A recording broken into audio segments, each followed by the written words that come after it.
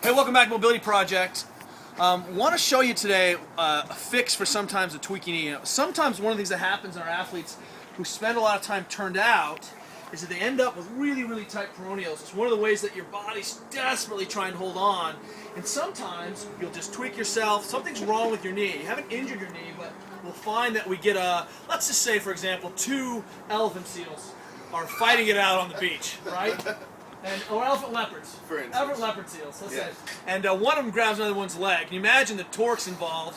And anyway, the short of the story is that sometimes the knee just gets out of position a little bit.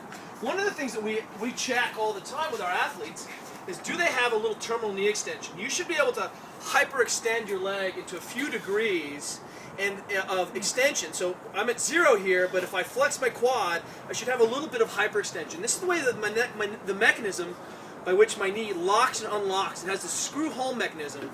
If I squat and my knee is already slightly stuck flexed, the problem is that I'm never going to achieve a good hip position. I'm never going to achieve an unlocked knee, and the quad is always loaded. So even if I start loading here, the knee is already started. So here's going to be a quick fix for the tweaky knee, and for making sure that people post-surgery or who are having knee problems have full extension. So Jesse's got a band looped around his ankle, and then he's going to go ahead and take one more loop, kind of lock it off for me. You see how he just twists?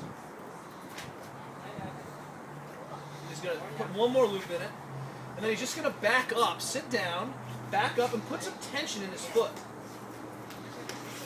He backs away from the bar. The band is just going this direction. Now, what's happening is we're basically creating a little traction force, distracting the joint here a little bit, which is kind of consistent. Now, we think about distracting the elbow for elbow pain, the shoulder, but sometimes it freaks people out about the knee. But what's happened here is that this unloads that knee, and then Jesse can flex his quad and restore that position. So he just flexes his quad, and you'll see that he goes into extension. And if I need to make sure, I can put a little plate or something here, flex your quad again, and then you'll notice that he naturally comes back into hyperextension every time he does that. And this is an easy way to distract the leg, work on a little of this position by flexing, and then if you're missing this range of motion, say that you're 5 degrees, there's not a reason why you can't just push on the back of your leg as you flex the quad. So push on the knee, relax, flex the quad, push on the knee, and just an easy way to restore that motion. Again, you should always be able to get to 0 if you're normal, then you should have a little bit extra. But sometimes just by kind of flexing the quad with a little bit of distraction, it's an easy way to reset that position and make that knee feel more normal again. Because when it feels out of kink, and you might feel this first thing in the morning when you get up out of bed and you're like, ooh, click, click, click, that's what's going on. You're just resetting the joint in place. Jesse Burdick. You know, little known fact about Jesse Burdick is he was captain of the synchronized swimming team in college. Is that true? Very true. Very true. Who knows what you're possible? What's possible? Jesse Burdick, talk to you tomorrow.